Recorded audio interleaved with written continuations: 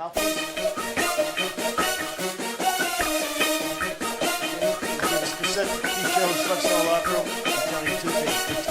about protect yourself for a long time. Touch go.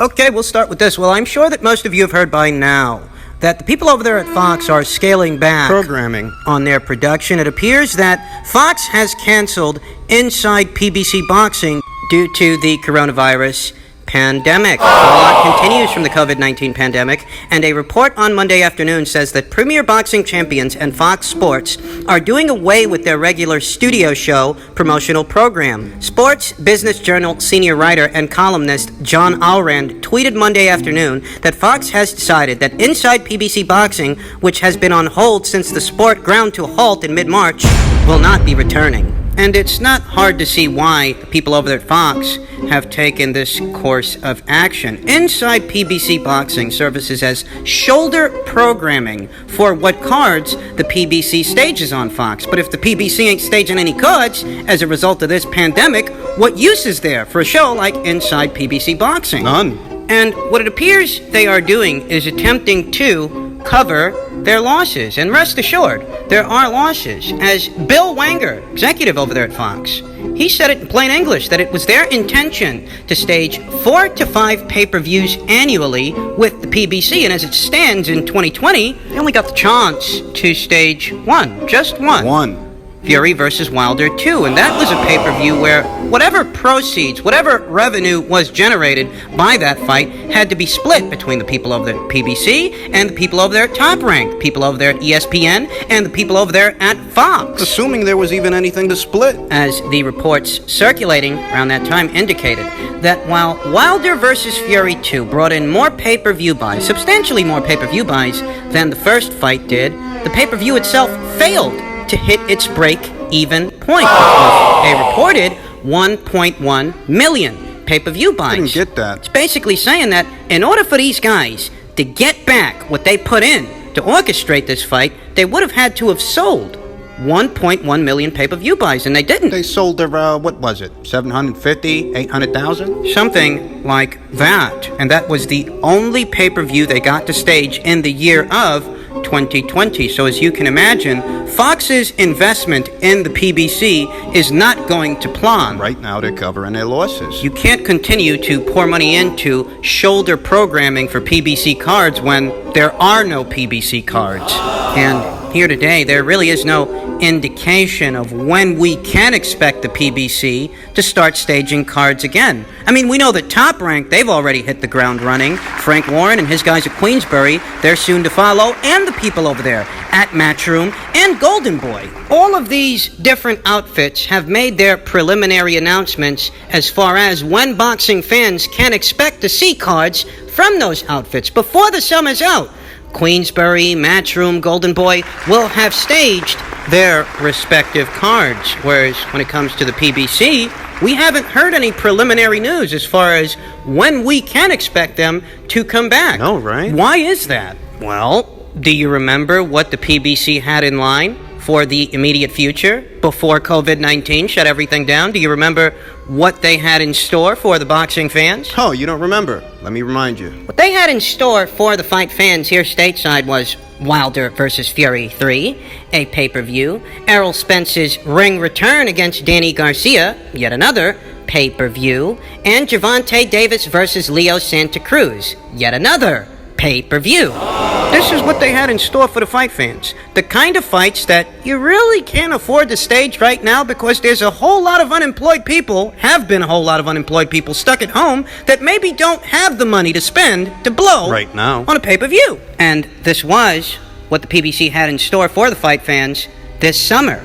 So as you can imagine, now is not the opportune time. Not now. To stage those kinds of fights. Not now. In the absence of a live gate, in the absence of a live audience, if you so decide to go ahead with those fights and put them on in the absence of a live audience, you lose out on what gate revenue those fights would have got. You wait till the fall. Had you waited a little longer to stage them. This is why we're not hearing any news out of PBC land. They may very well wait till after the summer for the fall and winter months to return. With 3 separate pay-per-views. And you can't expect the usual suspects to report on this. You can't expect those guys to highlight how there really hasn't been any news coming out of PBC land last couple of weeks, last couple of months. There's really no indicator as to when exactly can the PBC's fans expect them to start staging cards again. Don't expect the usual suspects to talk about that. They're too busy cooking up narratives about the zone and how they're going under.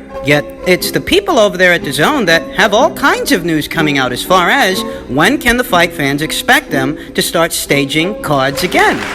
Before the summer's out, the zone plans on bringing boxing back to the boxing fans by way of Matchroom, by way of Golden Boy. But what's PBC got going on? Nothing. You got a guy who wears shades, sunglasses, indoors, telling you that there's some kind of DAZN curse. Right. Yet the people over there at DAZN have already laid out their preliminary plan to bring boxing back to the boxing fans. What's PBC got going on? Why don't you talk about that? Why don't you talk about how no news has come out of PBC land as far as when we can expect them to bring boxing back? CTA. Seems they're the ones that have got the kite as it's their shoulder programming that's being canceled, that's getting the axe from the bigwigs over there at Fox. Let me tell you something. You gotta be careful where you get your information from, because some of these YouTube authors, they're not actually in the business of reporting the news as it is, so much as peddling narratives to give people a skewed perception of what's going on in boxing, when what's actually going on in boxing is... Check this out. Most every outfit out there, except the PBC, with the exception of the PBC, has a plan of action they are implementing to bring boxing back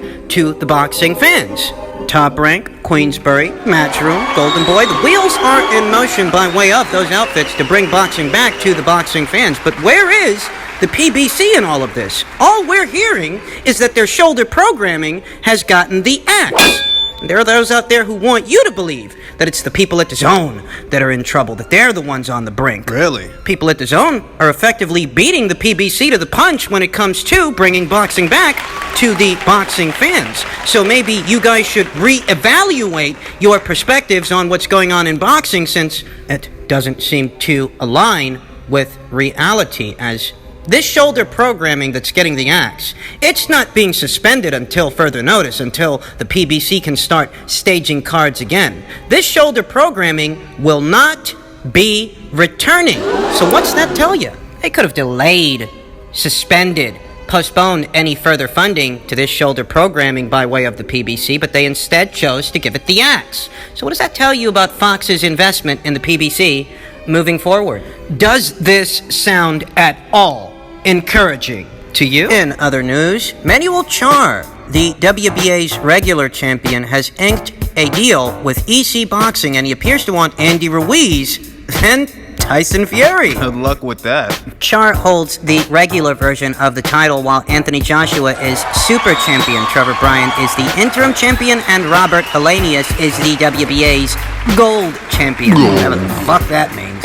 I'm sure that Errol, not to be confused with Errol Spence, with his close ties to the United States, is the right partner by my side, said Charr. I would like to box against Andy Ruiz and then target Tyson Fury. Do you really think he's going to get that fight? There's been a lot of plans made for a title defense, though, earlier this year. Don King Productions won purse bids for Charr to defend the title against Trevor Bryan in May, which never came around due to the coronavirus pandemic.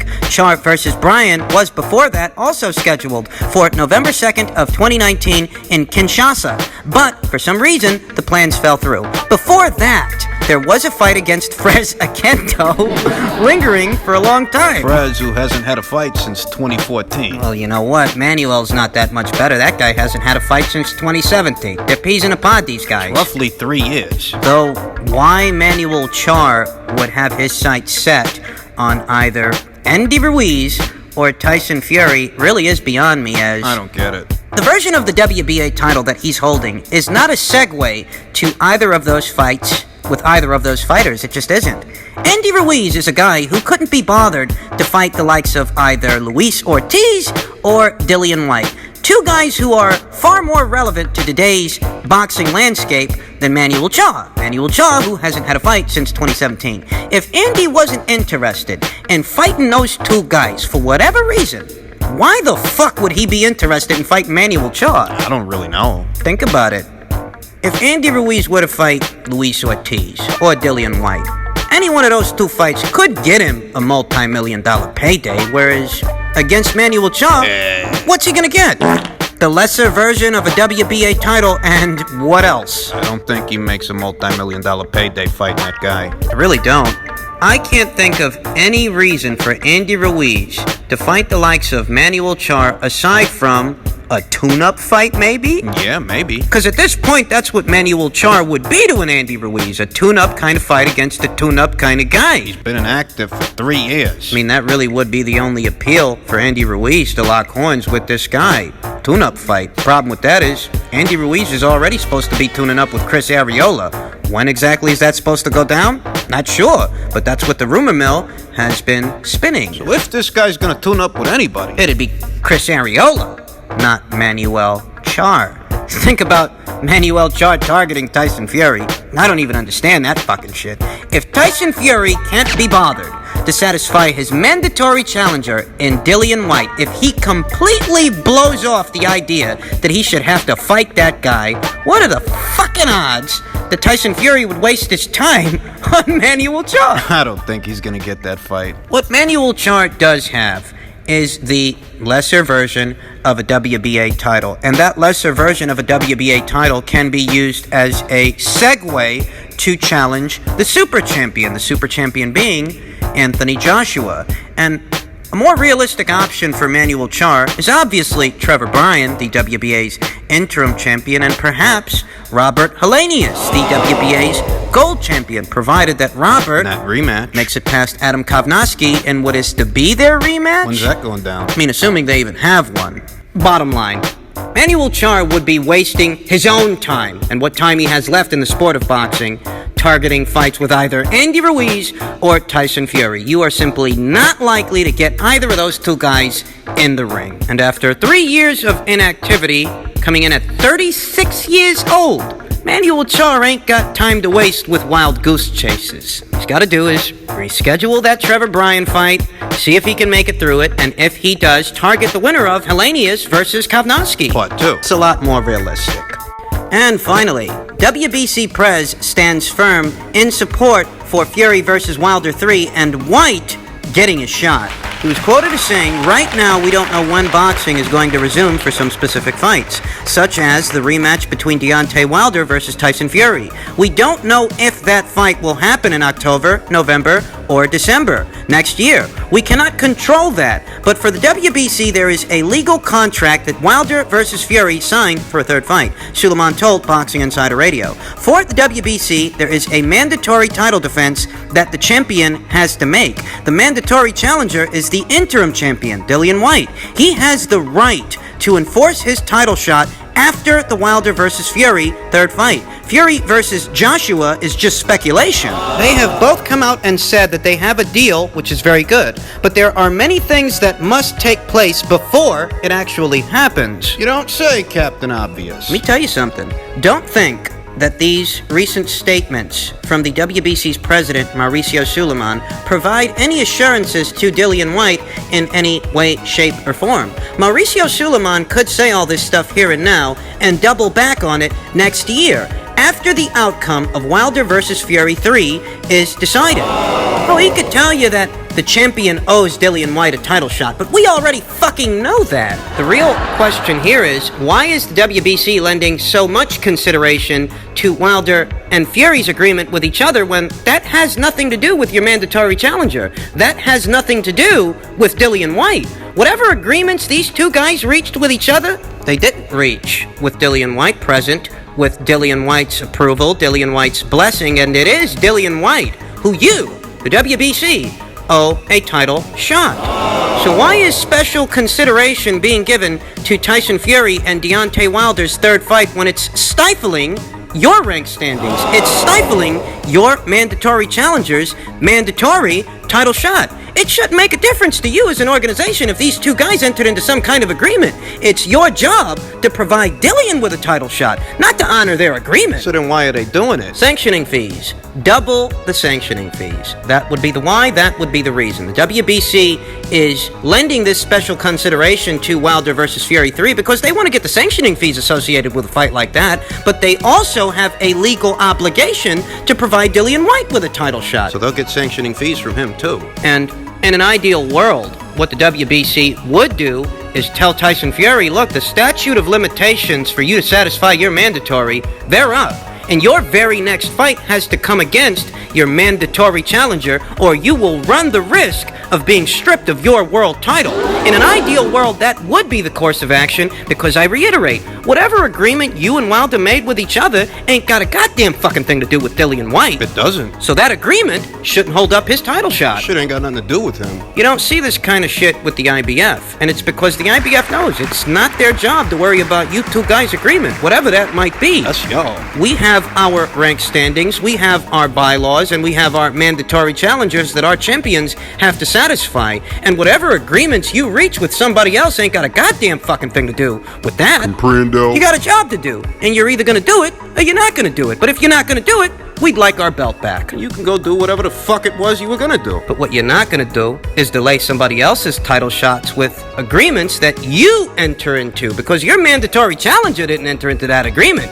You did that. Not him. That ain't his fucking problem. You know that I'm not the least bit excited for that Wilder versus Fury rubber match. I mean, I think we've already been there and done that 2 times already. At this point, it's just overkill. I honestly feel like there's more intrigue associated with Fury versus Whyte, as we've already seen what Fury can do against Deontay Wilder. 2 times, with 2 different base styles.